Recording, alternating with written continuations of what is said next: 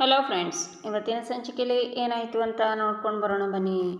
ಆದರೂ ನಿಮ್ಮ ಪ್ರಯತ್ನಕ್ಕೆ ಒಂದು ಪ್ರಶಸ್ತಿ ಕೊಡಲೇಬೇಕು ಅಲ್ವಾ ಮಾವ ಅಂತಾನೆ ಅರ್ಜುನ್. ಹೌದೌದು, ನನ್ನ ಮಗಳು ಗೆಲ್ತಾ ಇದ್ಲು, ಅಷ್ಟರಲ್ಲಿ ನಮ್ಮ ಅಕ್ಕ ಬಂದುಬಿಟ್ಲು. ಇಲ್ಲ ಅಂದಿದ್ರೆ ಇಷ್ಟೊತ್ತಿಗೆ ನೀನು ಫಿದಾ ಆಗಿರ್ತಿದ್ದೆ ಅಳಿಮಯ್ಯ ಅಂತಾನೆ ಶ್ರೀಮಂತ. ಓಹೋ, ಇನ್ನೇನು ಬಾಲ್ ಸಿಕ್ಸ್ಗೆ ಹೋಗುತ್ತೆ ಅನ್ನೋಷ್ಟರಲ್ಲಿ ಪಾಪ ಔಟ್ ಆಗಿಬಿಟ್ರಲ್ಲ ಭಾರ್ಗವಿ ಅಂತ ಅರ್ಜುನ್ ನಗ್ತಾನೆ. ಸಿಟ್ಟಿಂದ ಭಾರ್ಗವಿ ದೋಸೆನ ಬಡಿಸ್ತಾಳೆ. ಅರ್ಜುನ್ ನಗ್ತಾನೆ, ಭಾರ್ಗವಿನೂ ನಗ್ತಾಳೆ. ರೀ, ನಮ್ಮ ಟಗರು ಪುಟ್ಟಿ ರೇಂಜ್ ಬೇರೆ, ನೀವು ಸಾಕಾಗಲ್ಲ, ಇನ್ನೂ ಸ್ವಲ್ಪ ಟ್ರೈ ಮಾಡ್ಬೋದಲ್ವಾ ಮಾವ ಅಂತಾನೆ ಅರ್ಜುನ್. ಭಾರ್ಗವಿ ಜೋರಾಗಿ ನಗ್ತಾಳೆ. ಈಚೆ ಬೃಂದ, ಚಿಕ್ಕತೆ ನೀವು ಇದೇ ಮಾತನ್ನು ಹೇಳ್ತೀರಾ? ಅಲ್ಲ ಚಿಕ್ಕತೆ, ನಾನು ನಿಮಗೆ ಎಷ್ಟೊಂದು ಸಹಾಯ ಮಾಡಿದ್ದೀನಿ, ಅದೆಲ್ಲನೂ ಮರೆತು ಚಿಕ್ಕ ಮಾವ ಹೀಗೆ ಮಾತಾಡ್ತಿರೋದು ಸರಿನಾ ಅಂತಾಳೆ. ಇದೆಲ್ಲ ನಿಂದೇ ಐಡಿಯಾ, ನಿನ್ನಿಂದಾನೇ ನಾವು ಇವತ್ತು ಈ ಮಟ್ಟಕ್ಕೆ ಬೆಳೆದಿರೋದು ಅನ್ನೋ ತರಹ ಮಾತಾಡ್ತಿದ್ಯಾ? ಮೊದಲು ನಿನ್ನ ಬುದ್ಧಿ ನೆಟ್ಟಗಿದ್ದಿದ್ರೆ ಇವತ್ತು ಆ ಮನೆ ನಿನ್ನ ಕೈನಲ್ಲಿ ಇರ್ತಿತ್ತು. ನಿನ್ನ ಬುದ್ಧಿ ನಿನ್ನ ಯೋಗ್ಯತೆ ತಕ್ಕನಾದ ಮನೆಯಲ್ಲೇ ಇದೆಯಾ? ಆ ಭಾರ್ಗವಿ ನಿನಗೆ 3 ಹೊತ್ತು ಊಟ ಹಾಕ್ತಾ ಇದ್ದಾಳೆ ತಾನೇ?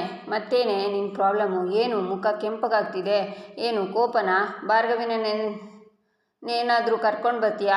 ಬೃಂದ ಪ್ಲೀಸ್ ಬೃಂದ, ಹಾಗೆ ಮಾತ್ರ ಮಾಡೋಕೆ ಹೋಗ್ಬೇಡ ಬೃಂದ, ಒಂದೇ ಒಂದು ಸಲ ಕ್ಷಮಿಸ್ಬಿಡು ಪ್ಲೀಸ್ ಅಂತ ಸಾಕ್ಷಿ ಜೋರಾಗಿ ನಗ್ತಾಳೆ.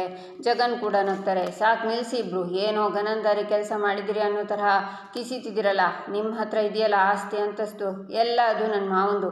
ಭಾರ್ಗವಿನ ನಾನು ಕರಿಬೇಕು ಅಂತಿಲ್ಲ, ಅವಳೇ ನಿಮ್ಮನ್ನು ಹುಡ್ಕೊಂಡು ಬರ್ತಾಳೆ ನೋಡಿ. ಅವಳು ದೊಡ್ಡ ಹುಚ್ಚಿ, ಮಾವನ ಉಳಿಸೋಕೆ ಆ ಗಂಗನೇ ಜೈಲಿಗೆ ಕಳಿಸಿರೋಳು. ಇನ್ನು ನಿಮ್ಮನ್ನು ಬಿಡ್ತಾಳೆ ಅಂದ್ಕೊಂಡಿದ್ದೀರಾ? ಮನೇನ ಬಿಡ್ತಾಳೆ ಅಂದ್ಕೊಂಡಿದ್ದೀರಾ? ಮಾವ ಸೊಸೆ ಇಬ್ಬರು ಸೇರಿ ಏನಾದರೂ ಒಂದು ಪ್ಲ್ಯಾನ್ ಮಾಡಿ ನೀವು ಕಣ್ಣು ಮುಚ್ಚಿ ಕಣ್ಣು ತೆರೆಯೋಷ್ಟರಲ್ಲಿ ಅದನ್ನೆಲ್ಲ ವಾಪಸ್ ತಗೋತಾರೆ. ಏನೋ ಪಾಪ, ನನ್ನ ಜೊತೆ ನಿಮಗೂ ಒಳ್ಳೆಯದಾಗಲಿ ಅಂತ ಬಂದರೆ ನನ್ನನ್ನೇ ಹೀಯಾಳಿಸ್ತೀರಾ? ನನ್ನ ಮಾತಿಗೆ ನೀವು ಒಪ್ಕೊಂಡ್ರೆ ಮನೆ 2 ಭಾಗ ಆಗುತ್ತೆ, ಇಲ್ಲ ಆ ಭಾರ್ಗವಿ ಬಂದರೆ ನೀವಿಬ್ಬರು ಬೀದಿಗೆ ಬೀಳ್ತೀರಾ ಅಂತಾಳೆ ಬೃಂದ. ಅಲ್ಲ, ನಿನ್ನ ತಂಗಿ ದೊಡ್ಡ ಲಾಯರ್, ಅವಳು ಬಂದಿದ ತಕ್ಷಣ ನಾವು ಹೆದರ್ಕೋಬೇಕಾ? ಅವಳು ಅದೇನು ಮಾಡ್ತಾಳೆ ಅಂತ ನೋಡೋಣ ಅಂತಾನೆ ಕಾಯ್ತಿದ್ದೀವಿ. ನಾವು ಕಾನೂನಿನ ಪ್ರಕಾರನೇ ಬರ್ತಿದ್ವಿ. ನಮ್ಮನ್ನು ಫೇಸ್ ಮಾಡೋಕ್ಕೆ ರೆಡಿನಾ ಅಂತ ಹೋಗಿ ಕೇಳು ಅಂತಾರೆ ಜಗನ್. ನಮ್ಮ ಹತ್ರ ಬೇಡ್ಕೊಂಡು ಹಾಗೇನೆ ಹೋಗಿ ನಿನ್ನ ತಂಗಿ ಹತ್ರನೋ ಮಾವನ ಹತ್ರನೋ ಬೇಡ್ಕೊ, ಸ್ವಲ್ಪನಾದರೂ ಯೂಸ್ ಆಗ್ಬೋದು ಅಂತಾಳೆ ಸಾಕ್ಷಿ.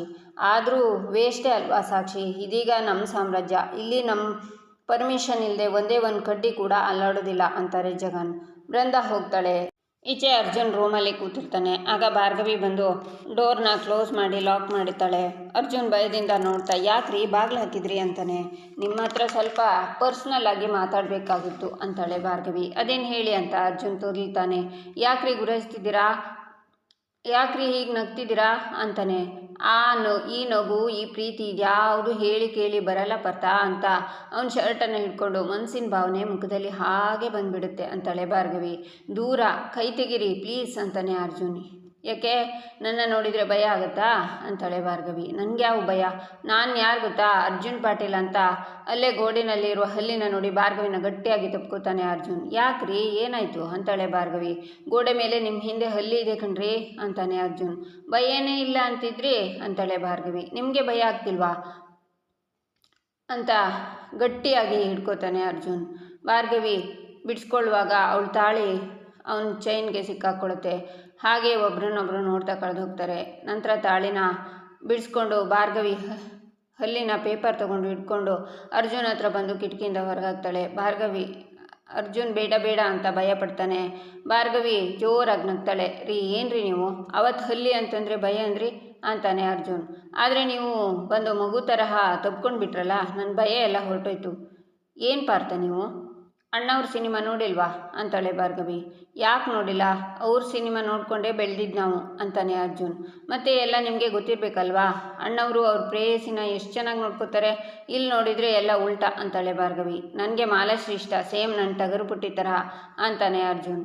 ಈಗಲೂ ನಿಮ್ಮ ಟಗರು ಪುಟ್ಟಿನೇ ಹಲ್ಲಿ ಓಡಿಸಿದ್ದು ಅಂತಾಳೆ ಭಾರ್ಗವಿ. ಆಯ್ತಪ್ಪ ಆಯಿತು, ನಿಮ್ಮ ಸಾಹಸಕ್ಕೆ ಮೆಚ್ಕೊಂಡಿದ್ದೀನಿ ಅಂತಾನೆ ಅರ್ಜುನ್. ಇವಾಗ ಅಂತ ಅರ್ಜುನ್ ಮೈ ಮೇಲೆ ಬರ್ತಾಳೆ ಭಾರ್ಗವಿ. ಅಯ್ಯೋ ದೂರ ಇರ್ರಿ ನೀವು, ಇವಾಗ ನಿಮ್ಮನ್ನು ಫ್ರೆಂಡ್ ಆಗೋಕ್ಕೆ ಒಪ್ಕೊಂಡಿದ್ದೀನಿ ಅಷ್ಟೇ ಅಂತಾನೆ ಅರ್ಜುನ್. ಫ್ರೆಂಡಾ ಅಂತಾಳೆ ಭಾರ್ಗವಿ. ಫ್ರೆಂಡೇ, ಫಸ್ಟ್ ಫ್ರೆಂಡು, ಆಮೇಲೆ ಬೆಸ್ಟ್ ಫ್ರೆಂಡು, ಆಮೇಲೆ ಲವರ್, ಆಮೇಲೆ ಹೆಂಡತಿ ಅಂತಾನೆ ಅರ್ಜುನ್. ಸರಿ ಸರಿ, ನಾನಿಷ್ಟು ಇಟ್ಟ ಸಪ್ತಪದಿಲಿ ಮೊದಲನೇ ಹೆಜ್ಜೆ ಅಂತ ತಿಳ್ಕೊತೀನಿ ಅಂತಾಳೆ ಭಾರ್ಗವಿ. ಏನೋ ಟ್ರೈ ಮಾಡ್ತಿದ್ದೀರಾ, ಸ್ವಲ್ಪ ಸಿನ್ಸಿಯರಾಗಿ ಟ್ರೈ ಮಾಡಿ. ನನಗೆ ಹಳೆ ಟಗರು ಪುಟ್ಟಿ ವಾಪಸ್ ಬೇಕು, ಅದು ಬಿಟ್ಟು ಈ ಥರ ಬಾಗಿಲು ಹಾಕ್ಕೊಂಡು ಹೆದರಿಸೋದಲ್ಲ ಅಂತಾನೆ ಅರ್ಜುನ್. ಬಾಗಿಲು ಹಾಕಿದರೆ ಹೆದರ್ಕೋತೀರಾ ಅಂತ ಗೊತ್ತಾಯ್ತಲ್ವಾ, ಅಷ್ಟು ಸಾಕು ಅಂತ ಭಾರ್ಗವಿ ಹೋಗ್ತಾಳೆ. ಅರ್ಜುನ್ ನಗ್ತಾನೆ. ಈಚೆ JP ಹಾಲಲ್ಲಿ ಕೂತ್ಕೊಂಡು ಪೇಪರ್ ಓದ್ತಾ ಇರ್ತಾರೆ. ಮಾವ ಕಾಫಿ ಅಂತ ತಂದುಕೊಡ್ತಾಳೆ ಬೃಂದಾ. ಮಾವ ಹೇಗಿದ್ದೀರಾ ಅಂತಾಳೆ. ಐ ಆಮ್ ಫೈನ್, ಕೇಸ್ ಗೆದ್ದಾಯ್ತಲ್ಲ, ಎಲ್ಲರೂ ನೆಮ್ಮದಿಯಾಗಿದ್ದೀವಿ. ಪಾಪ ಭಾರ್ಗವಿ ಅಷ್ಟೊಂದು ಕಷ್ಟಪಟ್ಟು ಕೇಸ್ ಗೆದ್ದಿದ್ದಾಳೆ, ಅದಕ್ಕೋಸ್ಕರನಾದರೂ ನೆಮ್ಮದಿಯಾಗಿರ್ಬೇಕಲ್ವಾ ಅಂತ ಟೀನ ನೋಡಿ ಇದರಲ್ಲಿ ಒಂದು ನೊಣ ಬಿದ್ದಿದೆ ಅಂತಾರೆ JP. ಸಾರಿ ಮಾವ, ಬೇರೆ ತರ್ತೀನಿ ಇರಿ ಅಂತಾಳೆ ಬೃಂದಾ. ಬೇಡ, ಇನ್ನು ಏನು ಊಟದ ಟೈಮ್ ಆಯ್ತಲ್ವಾ, ಬೇಡ ಬಿಡು ಅಂತಾರೆ JP. ಉರಿ ಉರಿ ಅಂತಿದ್ದ ಮನುಷ್ಯ ಸ್ವಾಮೀಜಿ ಥರ ಬದಲಾಗಿದ್ದಾರೆ. ಈ ಮನೆಯಲ್ಲಿ ಅದು ಹೇಗಷ್ಟು ಆರಾಮಾಗಿದ್ದಾರೋ ಏನೋ. ಹೇಗಾದರೂ ಮಾಡಿ ಈ ಮನೆ ವಿಷಯ ಮಾತಾಡಬೇಕಲ್ಲ, ಇಲ್ಲ ಅಂದರೆ ನಾನು ಇಲ್ಲೇ ಹರ್ಕ್ಲು ಮುರ್ಕ್ಲು ಮನೇಲಿ ಕಳಿಬೇಕಾಗುತ್ತೆ ಅಂತ ಬೃಂದಾ ಯೋಚನೆ ಮಾಡಿ, ಮಾವ ನಿಮಗೆ ನಮ್ಮೆಲ್ಲರ ಮೇಲೆ ಪ್ರೀತಿ ಕಾಳಜಿ ಇದೆಯಾ ಅಂತಾಳೆ ಬೃಂದಾ. ಇದೇನು ಬೃಂದಾ ಈ ಮಾತು ಕೇಳ್ತಿದ್ಯಾ ಅಂತಾರೆ JP. ಹೇಳಿ ಮಾವ, ನಿಮಗೆ ನಮ್ಮೆಲ್ಲರ ಮೇಲೆ ಪ್ರೀತಿ ಕಾಳಜಿ ಇದೆಯಾ ಅಥವಾ ಇಲ್ವಾ ಅಂತಾಳೆ ಬೃಂದಾ. ಖಂಡಿತ ಇದೆ ಬೃಂದಾ, ನನಗೆ ನಿಮ್ಮನ್ನೆಲ್ಲ ಬಿಟ್ಟು ಇನ್ಯಾರಿದ್ದಾರೆ, ಈಗ ನನ್ನ ಕುಟುಂಬನೇ ನನ್ನ ಸರ್ವಸ್ವ ಅಂತಾರೆ JP.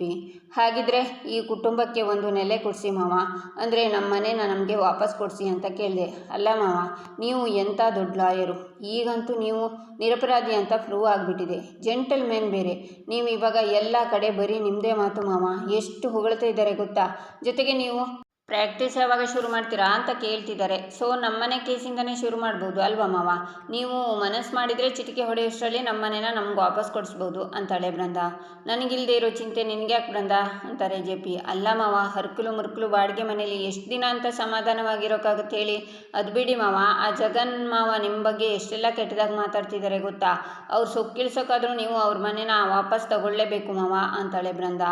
ಅವನೇನೋ ಮಾತಾಡಿದ್ದಕ್ಕೆ ನೀನು ಯಾಕೆ ತಲೆ ಕೆಡ್ಸ್ಕೊತೀಯ ಬೃಂದಾ, ಇಷ್ಟಕ್ಕೂ ನನಗೆ ಆ ಮನೆ ಬೇಡ. ಅವನು ನನಗೆ ಮೋಸ ಮಾಡಿರ್ಬೋದು, ನನ್ನ ಮೇಲೆ ದ್ವೇಷ ಇಟ್ಕೊಂಡಿರ್ಲೂಬಹುದು, ಆದರೂ ಅವನು ಯಾವತ್ತಿದ್ರೂ ನನ್ನ ಪುಟ್ಟ ತಮ್ಮನೆ, ನಾನು ಎತ್ತಿ ಆಡಿಸಿರೋ ಮಗು ಕಣಮ್ಮ ಅವನು.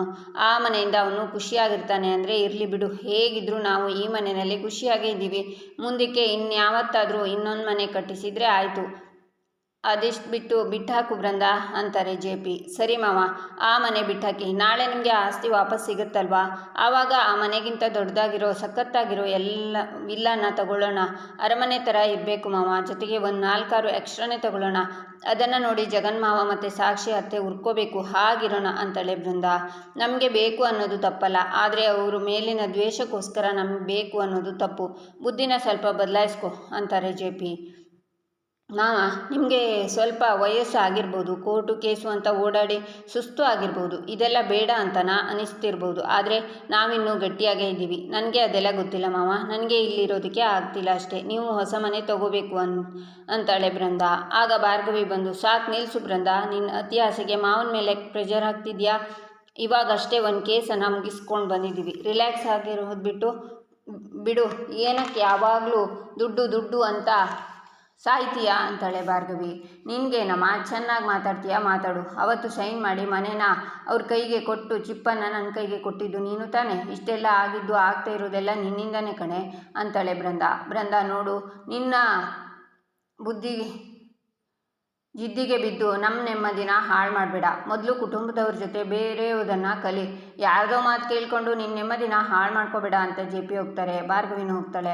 ಆ ಸೊಸೆ ತಾಳಕ್ಕೆ ತಕ್ಕನಾಗೆ ಕುಣಿತಿದ್ದೀರ ಮಾವ, ಈ ಬಡತನ ಎಲ್ಲ ಭಾರ್ಗವಿ ಪಾಲಿಗೆ ಇರಲಿ. ನನಗೆ ಆಸ್ತಿ ಬೇಕು ಅಷ್ಟೇ, ಅದಕ್ಕೋಸ್ಕರ ಏನು ಮಾಡಬೇಕು ಅಂತ ನನಗೆ ಚೆನ್ನಾಗಿ ಗೊತ್ತು ಅಂತಾಳೆ ಭಾರ್ಗವಿ.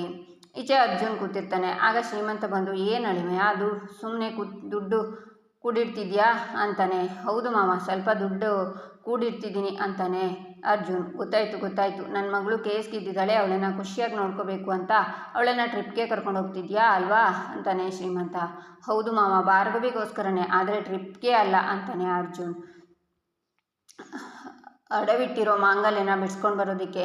ಹೌದು ಮಾವ, ಈ ಮನೆಗೆ ಬರುವಾಗ ಕೈಯಲ್ಲಿ ನಯ ಪೈಸೆನೂ ಇರಲಿಲ್ಲ. ಬಾಡಿಗೆಗೆ ದಿನಸಿಗೆ ಹಾಗೆ ಹಾಲು ಅದು ಇದು ಅಂತ 100 ಖರ್ಚು ಬೇರೆ. ಭಾರ್ಗವಿ ಒಂದು ಕ್ಷಣನೂ ಯೋಚನೆ ಮಾಡಿದೆ ಅವ್ರ ತಾಳಿನ ಗಿರ್ವಿ ಇಟ್ಕೊಟ್ರು. ಹೇಗಾದರೂ ಮಾಡಿ ಅವ್ರ ತಾಳಿನ ವಾಪಸ್ ಕೊಡಿಸ್ಬೇಕು ಅಂತ ದುಡ್ಡು ಕೂಡಿರ್ತಿದ್ದೆ ಅಂತಾನೆ ಅರ್ಜುನ್. ಅಳಿಮಯ್ಯ, ಅನಸಲ್ಲಿ ಅಷ್ಟೊಂದು ಪ್ರೀತಿ ಇಟ್ಕೊಂಡು ಎದುರುಗಡೆ ಮಾತ್ರ ಯಾಕೆ ಗುಮ್ಮ ಅಂತಿರ್ತೀಯ ಅಂತಾನೆ ಶ್ರೀಮಂತ. ಮಾವ ಎಲ್ಲರನ್ನ ಪ್ರೀತಿಸಿ ಚೆನ್ನಾಗಿ ನೋಡ್ಕೊಳ್ಳೋ ಬರದಲ್ಲಿ ಅವರನ್ನು ಅವರು ಮರ್ತಿದ್ದಾರೆ. ನನ್ನ ಇಂಪ್ರೆಸ್ ಮಾಡು ಅಂದಿದ್ದು ನನಗೋಸ್ಕರ ಅಲ್ಲ, ಭಾರ್ಗವಿಗೋಸ್ಕರ. ಇವಾಗ ನನ್ನ ಇಂಪ್ರೆಸ್ ಮಾಡಬೇಕು ಅಂತನಾದರೂ ಅವ್ರು ಖುಷಿಯಾಗಿರ್ತಾರೆ, ಅವ್ರ ಬಗ್ಗೆನೇ ಅವ್ರು ಕಾಳಜಿ ವಹಿಸ್ಕೋತಾರೆ ಮಾವ ಅಂತಾನೆ ಅರ್ಜುನ್. ಆಗ ಶ್ರೀಮಂತ ಕ್ಲಾಸ್ ಮಾಡ್ತಾ, ಗ್ರೇಟ್ ಅಳಿಮಯ್ಯ, ನೀವಿಬ್ಬರು ಇದ್ದೀರಲ್ಲ ಸಿಕ್ಕಾಪಟ್ಟೆ ಗ್ರೇಟು. ನಿಮ್ಮಿಬ್ಬರಿಗೂ ಯಾರ ದೃಷ್ಟಿನೂ ತಾಗ್ತಾ ಇರಲಿ ಅಳಿಮಯ್ಯ. ಹೇಗಿದ್ರು ನಾಳೆ ಕೋರ್ಟಲ್ಲಿ ದುಡ್ಡು ಸಿಗುತ್ತಲ್ಲ, ಹಾಗಿದ್ಮೇಲೆ ನಾಳೆ ತಾಳಿ ತಂದು ಕೊಡ್ಬೋದಲ್ವಾ, ಅದಕ್ಕೆ ಯಾಕೆ ಇಷ್ಟೊಂದು ಪರದಾಡ್ತಿದ್ಯಾ ಅಂತಾನೆ ಶ್ರೀಮಂತ. ನನ್ನ ಹೆಂಡತಿ ಮಾಂಗಲ್ಯನ ನಾನು ದುಡಿತಾ ಇರೋ ದುಡ್ಡಲ್ಲೇ ಬಿಡಿಸ್ಕೊಂಡು ಬರಬೇಕು ಅನ್ನೋ ಒಂದು ಪುಟ್ಟ ಆಸೆ. ಹೆಂಡತಿಯಾಗಿ ಸೊಸೆಯಾಗಿ ಅವ್ರು ಮಾಡಿರೋ ಕರ್ತವ್ಯಕ್ಕೆ ಗಂಡನಾಗಿ ನಾನು ಇಷ್ಟಾದರೂ ಮಾಡಬೇಕಲ್ವಾ ಮಾವ. ಆದಷ್ಟು ಬೇಗ ಮಾಂಗಲ್ಯ ಸಣ್ಣ ಬಿಡಿಸ್ಕೊಂಡು ಬಂದೇ ಬರ್ತೀನಿ ಅಂತಾನೆ ಅರ್ಜುನ್. ಮೆಚ್ಚಿದೆ ಕಣಯ್ಯ, ಮೆಚ್ಚಿದೆ. ನಿಮ್ಮಿಬ್ಬರ ಮನದಲ್ಲಿ ಇಷ್ಟೊಂದು ಪ್ರೀತಿ ಅಡಗಿದೆ ಅಂತ ನನಗೆ ಗೊತ್ತೇ ಇರಲಿಲ್ಲ. ನಿಮ್ಮ ಕುಟುಂಬಕ್ಕೆ ನೀವಿಬ್ಬರೇ ಆಸ್ತಿ ಕಣೋ. ನೀವು ಖುಷಿಯಾಗಿದ್ದರೆ ನಾವು ಖುಷಿಯಾಗಿರ್ತೀವಿ ಅಳಿಮಯ್ಯ ಅಂತ ಶ್ರೀಮಂತ ಅರ್ಜುನ್ನ ತಪ್ಕೋತಾನೆ. ಮಾವ ಯಾಕೆ ಅಳ್ತೀಯಾ ಅಂತಾನೆ ಅರ್ಜುನ್. ಅಳೋದಲ್ಲ, ಇದು ಆನಂದ ಬಾಷ್ಪ ಅಂತಾನೆ ಶ್ರೀಮಂತ. ಈಚೆ ಭಾರ್ಗವಿ ಕಿಚನ್ನಲ್ಲಿ ತರಕಾರಿ ಕಟ್ ಮಾಡ್ತಿರ್ತಾಳೆ. ಬೃಂದನ ನೋಡಿ, ಬೃಂದಕ್ಕ ಪಲಾವ್ ಮಾಡ್ತಿದ್ದೀನಿ, ಬಾರೆ ತರಕಾರಿ ಕಟ್ ಮಾಡಿಕೊಡು ಅಂತಾಳೆ ಭಾರ್ಗವಿ. ಆಗ ಬೃಂದ ಬಂದು ತರಕಾರಿನ ಕಟ್ ಮಾಡೋಕ್ಕೆ ಕೂತ್ಕೋತಾಳೆ. ಬೃಂದಕ್ಕ ಆವಾಗ ಮಾವನ ಮುಂದೆ ಕಿರ್ಚಾಡ್ದೆ ಅಂತ ಬೇಜಾರು ಮಾಡ್ಕೊಳ್ಬೇಡ್ವೆ. ನೋಡು, ಇವೆಲ್ಲ ನಮಗೇನು ಹೊಸ್ತಾ ಹೇಳು. ಇವತ್ತು ಬಂದಿರೋ ಕಷ್ಟ ನಾಳೆ ಹೊರಟೋಗುತ್ತೆ.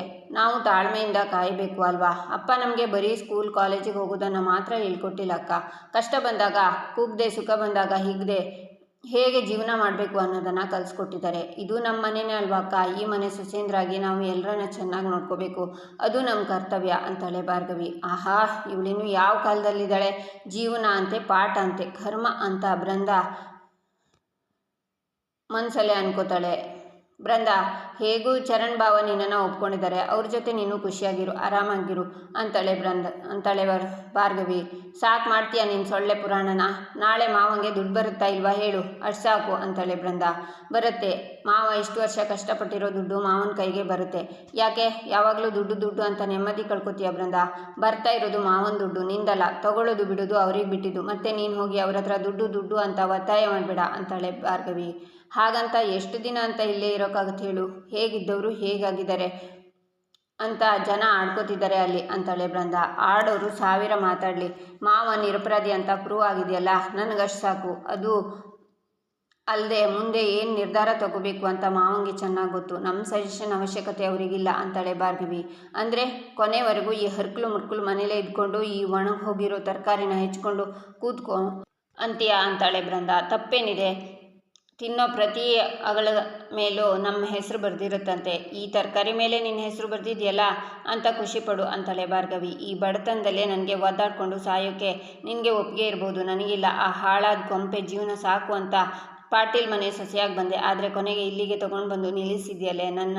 ನಿನ್ನಿಂದಾಗಿ ಈ ಮನೆಯಲ್ಲಿ ನಾನು ಈ ಬಡತನದಲ್ಲೇ ಸಾಯೋ ಹಾಗಿದೆ. ನಿನ್ನ ಹತ್ರ ಮಾತಾಡಿ ಏನು ಪ್ರಯೋಜನ. ಅದೇ ಕಿತ್ತೋಗಿರೋ ಪ್ರವಚನ ಕೊಟ್ಟು ನನ್ನ ಬ್ರೈನ್ ವಾಶ್ ಮಾಡಿ ಹಾಕ್ತೀಯಾ. ಮಾವನ ದುಡ್ಡು ಬರುತ್ತಲ್ಲ, ಆಗ ನಿನ್ನ ನೋಡ್ಕೋತೀನಿ ಅಂತ ಬೃಂದ ಹೊರಡ್ತಾಳೆ. ಬೃಂದ, ಕಟ್ ಮಾಡಿರೋ ತರಕಾರಿನ ತಗೊಂಡೋಗಿ ಒಗ್ಗರಣೆ ಹಾಕು, ನಿನಗೆ ಹೇಳ್ತಿರೋದು, ತಗೊಂಡೋಗು ಅಂತಾಳೆ ಭಾರ್ಗವಿ.